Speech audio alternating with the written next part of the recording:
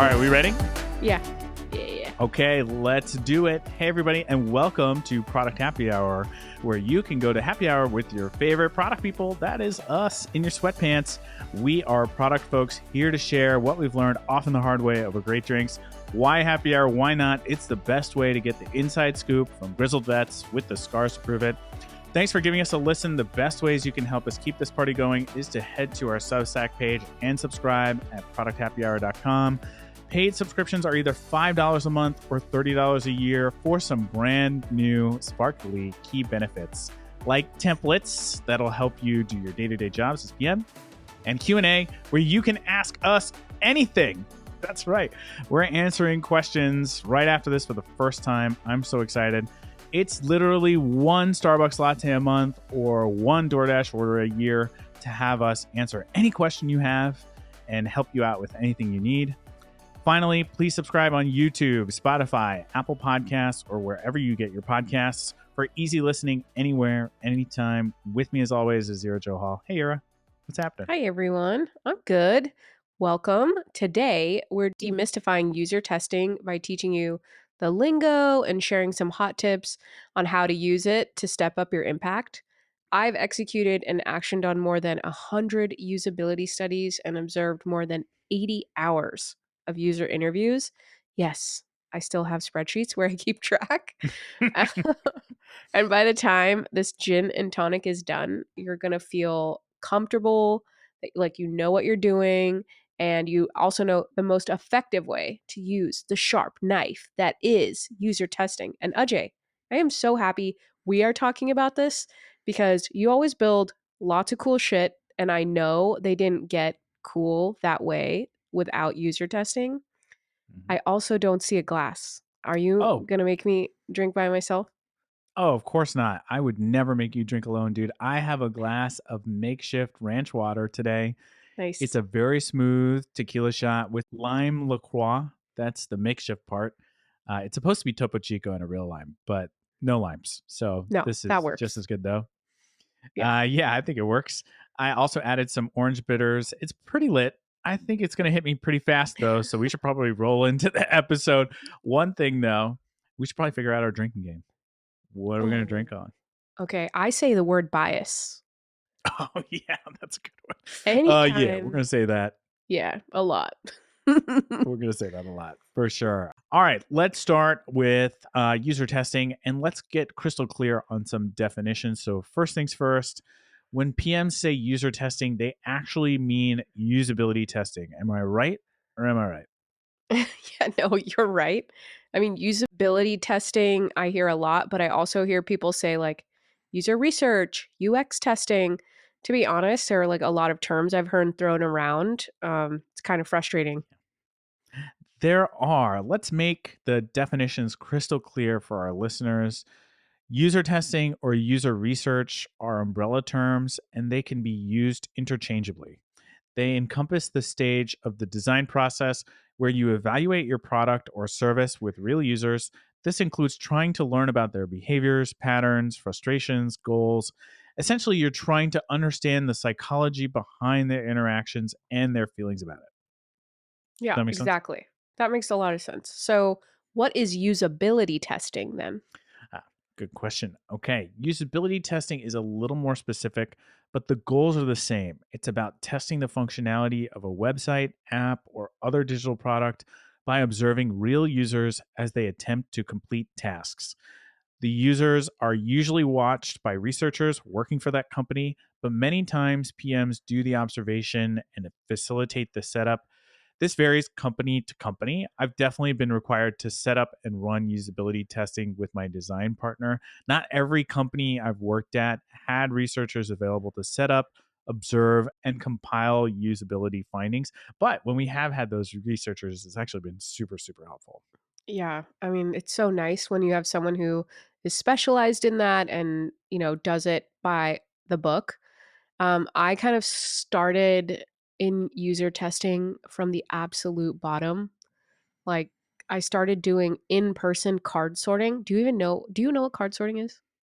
Yeah, it's actually a really useful exercise. I hadn't been exposed to it until recently. We did it for for a product that we were working on, but it's really great. I'd love to I learn more about it. Yeah, it's cool. It's kind of old school the way I did it. Like we literally put out a Craigslist ad and we are like, "Hey, come to our company and tell us about how you like to shop."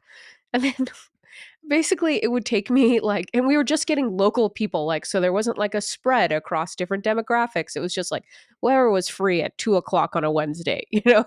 Just Hmm. it's Hmm. kinda biased in that way. What would take me, like, 3 or 4 hours with 3 participants, you now can do in, like, 30 minutes, and you can learn, like, 10 times as much, I'm not even exaggerating, from a more diverse population, and you're probably gonna get more precise styles than this, like, old school, like, card sorting that I used to do. Maybe we should actually tell people, now that I think about it, what types of tests are not usability tests.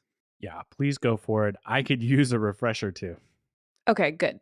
So, first, A/B tests, not usability testing. Don't get called calling your A/B test a usability study because A/B tests give us quant, guys. You know that because you already listened to the quant and qual episode, didn't you? Shout out to episode 5. Yeah. Oh, you have the episode number memorized. I love it. It's all good. Um, yeah. So it's the usability testing. We kind of need to understand the why. Like Ajay was saying, like you want to know the psychology. So an A/B test can kind of tell you if something is working or not relative to the control, but it won't tell you why they converted. The psychology and like motivation of the conversion is not really available to you in the output of an A/B test. Another popular research method is surveys. Surveys are not usability testing. They don't allow you to actually observe users on the site in action, but lots of usability testings have like survey questions embedded. But yeah, like don't waste your time like sending a survey monkey if you want to interpret actions. Um, there are other methods that are actually better suited to understanding motivations. And last, another one that is not like usability testing on its own, but is a nice chef's kiss compliment is heat mapping. Have you ever used a heat map? Oh yes, heat mapping Ah, is great. isn't You can it? get it on products like Full Story and Hotjar. It's actually Yes. really awesome. Yeah. It's so good, and also I feel just so cool using it. I'm like, "Ooh, look at the heat map of my that's exactly what I wanted." Basically, if you've never used a heat map, it will take your feature and lay over, like, a perception of, like, where the most clicks, the most eyeballs, the most like engagement is happening. Now, this is not usability testing because it kind of like gives you a lay of the land, but again, doesn't tell you why. Doesn't like if you had like one time I ran a test and I looked at the heat map, there were a lot of clicks on the little magnifying glass in the search bar. And I was like, "Oh, cool. People are finding search." No, they were clicking it a lot because it wasn't expanding when they would click in the Mhm. bar to type the thing, you know? So, Mhm. like, okay, cool. People have found search, but they're clicking a lot there. You don't understand the reason. You don't know the motivation. Does that make sense?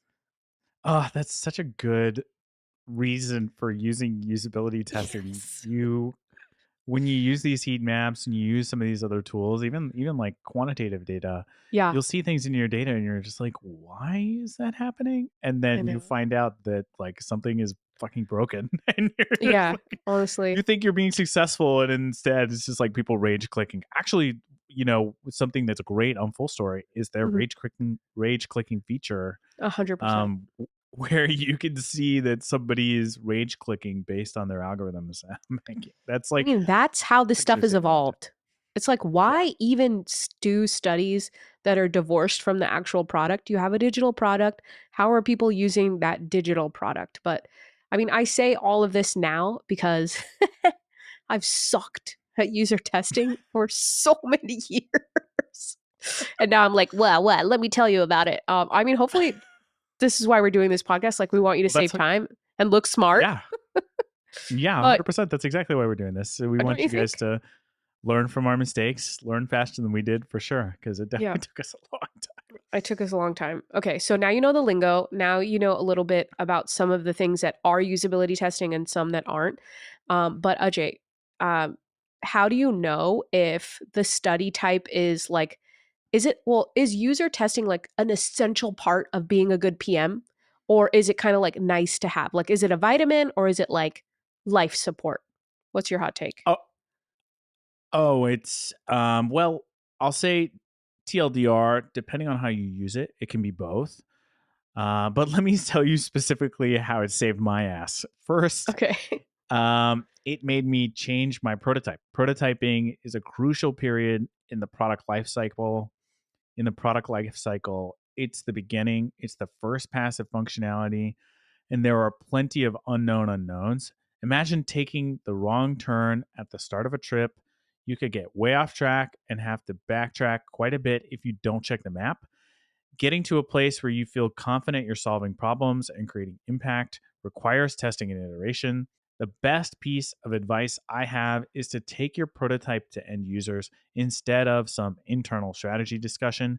A room full of stakeholders can add marginal insight compared to real users because those stakeholders are likely to be outside your team, but not entirely new to the problem you're solving. So they have a Mhm. bias too.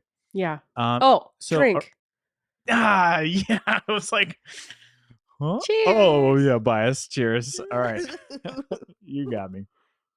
Mm, nice catch. Smooth. Hope you had a drink or drank your coffee in your car on your morning ride to work. Okay. Um, let's talk about a real example. A real Okay. example of how I learned this lesson. I was tasked with overhauling our mobile app experience in a previous job. And when we started doing that, we made a fatal error early on in not starting with a customer problem set that was firmly understood. We instead assembled a wish list of things that we wanted to attempt based on what we had learned so far and put them all in a prototype. So, already not the best start in the world. Um, we spent a month or two on this prototype, which was a really long time in That consumer is. product land. Oh my God, a It month, is. 4 weeks. That's 2 sprints. Yeah, I'm reliving painful memories in my mind. Um, eventually, we hit a checkpoint and went into user testing. I swear it was really like watching Wile E. Coyote hit a brick wall. Uh, almost everything we had designed that was new got torn apart by users. They really ripped it to shreds. Um, I was humbled for sure, but also really thankful in retrospect. Imagine if we had shipped all of that stuff with no usability testing. We would have spent months, maybe even years, trying to figure out why it wasn't working. It was like we were trying to play a game and we thought we had all of these great cheat codes, but it was really game over. Yeah. And even though we had all this experience and these previous results under our belts, we failed, but failed the right way. You really do have to be objective about how it should, could, or would work once it hits real customers. And that's the value of usability testing. It's amazing how much talking to customers can really bring that stuff to light. Yeah. I wish I knew this sooner. When you know, or when you think you know what it should do, and you try and facilitate a usability testing or a study, it can bias the way you ask questions and set up the test. Oh, drink. Ah, I'm just like listening and I'm like, oh, this is a really great point about usability testing. Just, man, just keep getting caught. Okay. Yeah, Okay. so it's hard because you think you know, like you built this cool thing, you're like, "Oh my god, we need this." And then you run it through usability testing and then people use it in a novel way. You never thought that they would use the search bar to try and get to the help page. Oh my god. The number of times people type help into the search bar, I'm like, "What the fuck, guys? It's Yeah. in the There's menu." it's like it's what you expect people to do and what they actually do oftentimes are very completely different things. Yeah. And in fact, we talk about this in episode one, system one versus system two, where Mhm. oftentimes people are in an unconscious state or a semi unconscious state when they're browsing your experience and they're doing stuff that's really kind of hardwired into their brain, not rationally thinking about it. They're in system one, not in system two. So Yeah. Yeah, you're gonna get weird stuff, but you're getting real behavior. And that's why like surveys and like these kind of like guided tests, like you're interrupting people's system one thinking, by prompting them. And then they have to think about what they're gonna do. And then they have to say it into the mic while it's getting screen recorded. And so like there is inevitably some level of BIAS. Even in Yeah. how you set up your surveys, like how you set up your standard surveys, how you set up your usability tests, you just like have to be aware of it. But something is better than nothing. That's my thought. Yeah, that's totally true. Bias. I said Uh, because I want to take a drink. So bias can leak out even when you have the best intentions. A couple more benefits of usability testing are that it can confirm your feature or product meets expectations, and you can identify complex flows. Like if you think people should land on your webpage and follow a CTA to sign up, it helps you make sure that they can actually do that. I've seen the CTA get hidden by promotion banners and have too small tap targets. While those things are minor and you can fix them, what about the more complex features with different user patterns? So, mm. usability testing can really help with that. If your feature has more than two steps, you better keep your eye out for the complexity of usage. Things can get messy really fast, right?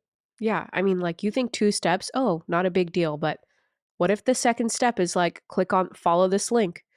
What if that page like creates a lot of bounces or people weren't expecting that page? Like you think it's simple because you built it, but it's not. Like how many times have you been frustrated with a piece of software?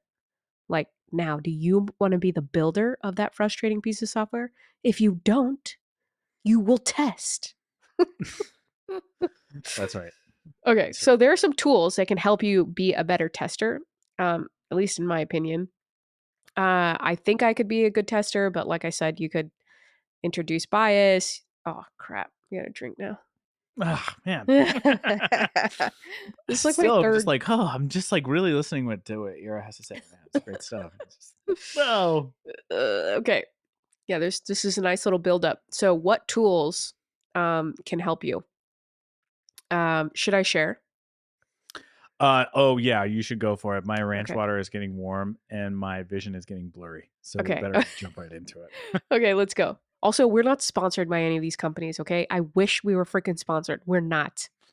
This is like legit, like useful shit. I've even paid for some of these on my own because my company didn't have the budget or they didn't have the time to set it up or like there were too many hoops of fire to jump through. So I was like, screw it. I'm just gonna like download this myself and use it. But for your purposes, there are two main groups of tools that could help you understand the motivation and psychology of your users that are relatively self-serve. You can like set it up on your own. You don't need a software engineer or like someone special. The first group is kind of this display your prototype and watch people walk through it with prompts. Like you prompt them through it, and you get to pick the people who go and see your prototype on this type of tool. You get to pick them yourself. You can be like, okay, I want like 6 users from India. I want like 7 users whose native language isn't English, and I want 20 users who are familiar with e-learning. Like you could get really nuanced depending on your needs.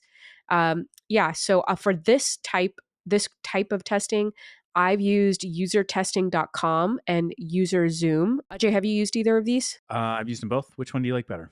Oh god, I love usertesting.com.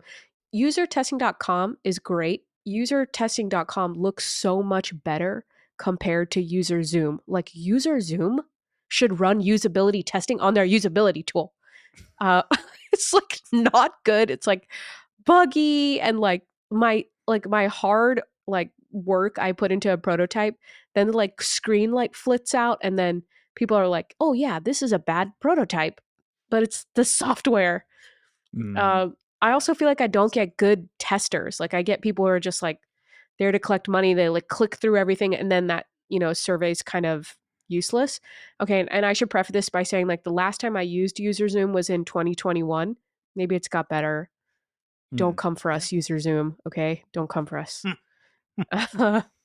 Okay, but yeah, like I said, usertesting.com, you guys should all check that out. I've used it in multiple roles. It seems to get better over time. And since it's recording video of people on your feature, like you're going to have to watch a lot of video. Like it's easy to run tests there. But what usertesting.com does is they use AI and machine learning to look at your video and then annotate what was a negative comment and what was a positive comment. And so Oh, that's sick. isn't that sick? So you could have like a Yes. 38-minute video of someone like rage clicking on the search bar or trying to sell something on eBay. And instead of watching 38 minutes, you could press like watch positive sentiment and it will make a freaking highlight reel for you of everything that was good and also everything that was bad. Isn't that sick? I was like, oh That's my God, amazing. save so much time. Yeah, Okay. these tools have gotten so much better, Aren't they? They're so much which is better. great. It's kind So of dumb if you don't use it because they're so easy now. It's like, why not? Why not save, yourself time, energy, the cost of a long A/B test by just doing a little upfront usability testing? yeah. All right, let me drive us forward. So, what's the second group of usability tools you can use? Okay, so this is like a less guided set of tools. They're basically just screen capturing what people are doing on your website. Okay, and it's like you're observing them in the wild, like, you're Jane Goodall watching apes from a bush or something. And those tools are Full Story and Hotjar. So they will like basically screen record people coming to your site, what tabs they open, what things they click, what things they rage click. And the amazing thing is these tools have gotten so good they classify friction points. So again, you don't have to watch, like get there with your popcorn and your coffee and like watch video after video. You can watch these you can take a feature and get a metric output that says, hey, there was a lot of friction points in this video. Like Full Story will tell you, you had 19 rage clicks on this feature today, or 18% of this page's interactions were dead clicks or dead links. Isn't that cool? Yeah, it's amazing. Rage clicks for the win. That's when Yeah. somebody clicks multiple times fast or shakes their mouse in rage. Yeah. Yeah. Yeah. Exactly. Yeah, it's pretty crazy how Full Story will capture friction points. It's so useful. I've also seen it create dashboards that report on dead clicks, error clicks, uncaught exceptions. It's useful at all parts of the product lifecycle in my experience. I can watch sessions at launch and use it for monitoring and alerting going forward. Do you mind if we also just kind of recap what it'll look like in like a usability lab? That way you just kind of know what to expect when you're walking in there. You mind if I recap on that really Yeah. fast? Let's do it. Okay. So, the more official style of usability testing is where in person or virtually you'll be watching users come into a lab type setting. And that's where you might see a user sitting in a room and the rest of you, yourself, and maybe your designer and engineers are sitting in another room, and the user researcher is working with that person over a microphone. You might get a video feed where you can see the user interacting with the product while the user researcher is asking questions, and you're all assembled and being able to talk about that. Now, of course, with COVID and things, this might be a remote thing now, but it's a sort of similar style setup. Usually, the user researcher has like an education background in user research. We worked with somebody that had a PhD in that, which is Yeah. incredible. Yeah. And you really kind of get into the weeds of how people use these products. You'll also see like eye tracking. Have you seen Hmm. this? Like Yes, man. where it's really cool. They put on like a set of goggles, and so you can see where their eyes are moving and using your product, which is why it's such a great tool. It's like you really kind of get a sense for what people are looking at, how they're interacting, and it's why our tools here, our tips, are going to come in handy when Hmm. you end up in these types of scenarios. Yeah, this is good recap. Okay, so we kind of covered the what, the why, a couple of real life examples, and what it's like to be in a usability lab. That's so cool. Let's actually round out this episode with our best user testing unlocks for PMs. Like, what is usability testing going to do that's going to make me look like a more impactful, smart PM? Tell me. Okay, all right. Here are my best 5 hot tips. Hot tip number one: actually attend your usability study, whether it's in person, in a lab, or remote. I highly recommend that you do that just so you can kind of get a feel for how people are talking about your product, how they're using it. There's really nothing like being able to watch that real time. You can even, like, sometimes when we were in the room together, we would ask the user researcher to mute, and we would ask them to ask the user questions in real time about what we were seeing or what we had seen Mm. from previous users that had come Mhm. in. So you really only get to do that type of stuff when you're actually attending a usability study. So try to make space. We're busy. We talked about in the last episode, PMs are super busy. So we get it. If you can't make everything, of course, that's really hard, but try to make as many as you can. Hot tip number 2, don't just watch clips. Try to watch a couple of usability studies all the way through to get a feel for the actual flow. It's a lot like hot tip number 1. You really want to get a sense for all of the different nuances in which people talk about your product. So we think that's really important. Hot tip number 3, watch for micro interactions. Where do people hesitate? Or where do they give you a puzzled look? That kind of stuff. Again, was related to hot tip number 1. You want to be there so you can observe that type of stuff. But really, those little micro interactions can give you a lot of information. Maybe if they're hesitating, that's why you're seeing some funnel drop off in your experience. So, getting those micro interactions in as inputs is really helpful. Hot tip number 4, pull up quant data in something like Amplitude to marry what you're seeing in the study with real data. If you're seeing people hesitate and you have something like Amplitude or Mixpanel, you can see live while you're in a usability study if you're seeing drop off there. Maybe they're hesitating and that's causing your funnel conversion to go down, and you can see it real time and identify it there. And also make sure that you've instrumented everything and you have that capability. Seth talks about that in episode 6. If you want to check that out, it's really, really a superpower when it comes to usability studies. And last one, hot tip number 5, use Hotjar and Full Story as complements to A/B tests. You're not going to be able to get into the lab every time. In fact, putting together usability studies can be pretty labor intensive and time intensive no matter what setup you're using.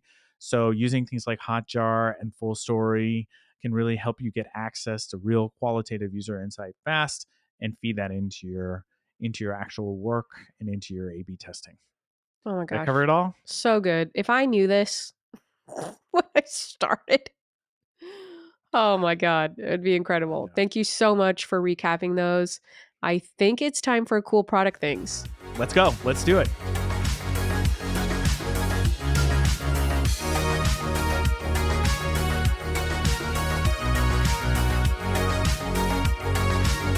Okay. All right.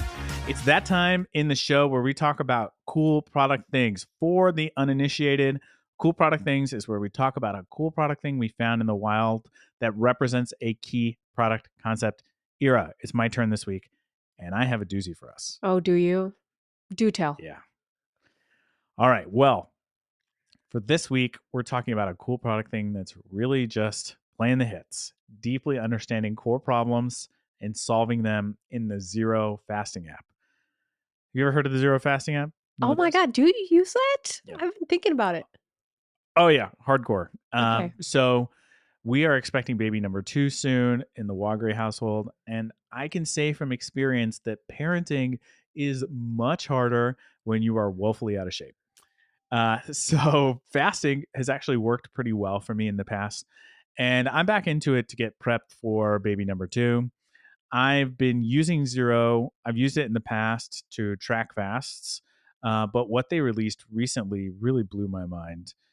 They started factoring activity into my fasting phases.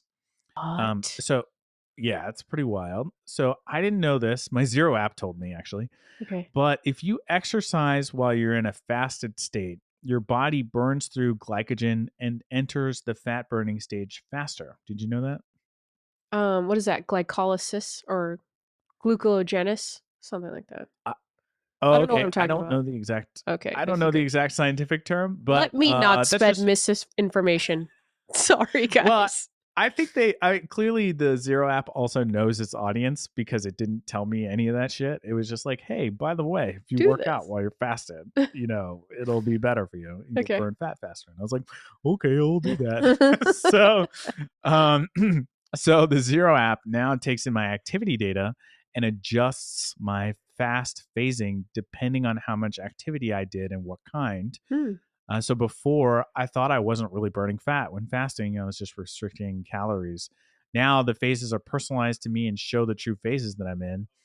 It's a classic strategy, deeply understanding fasting science, applying learning in the product in an effective way, which then makes your customers happy. They trust you more and they want to continue to be subscribers. And Whoa, that's my cool product thing for the week. Yeah, what do you think? dude, so good. I have that app. I'm gonna open it now. Thank you for sharing. It's really good. They actually, at some point in their journey, they really doubled down on the science behind why people fast Mhm. and how to lose weight, but also longevity and like Mm. better quality of life. So they've actually done a really really excellent job. But this new thing was just like, oh my god, what have you done to me? Now I'm just gonna be in here all the time. It's I wild. like that. It's like it's motivating to you, but they're providing information to you that's helping you make decisions. It's helping you use the app more effectively and feel like you're getting value out of it. That is definitely a cool product thing. Very nice. All right, and that's a wrap. We did it. We did Episode 11 in it. the can. Episode All 11. right. Cheers. Cheers. All right. And thank you, as always, for joining us for Product Happy Hour. If you enjoyed Happy Hour today, please support us by subscribing at our website, producthappyhour.com. There are two options, $5 a month and $30 a year for one Starbucks latte a month or one DoorDash order a year. You can get those great paid subscriber benefits, templates, and Q&A, help from your favorite product people in your inbox or on your phone, just a click away. You can also support the show by following the show on YouTube, Spotify, Apple Podcasts, or wherever you get your podcasts. Please also rate the show on your platform of choice, really helps us out. Follow us on Instagram or TikTok for clips at Product Happy HR. And please share with your friends and spread the word. The more people at the bar, the merrier. Thank you so much for listening to the show, and we'll see you next time. Cheers. Cheers.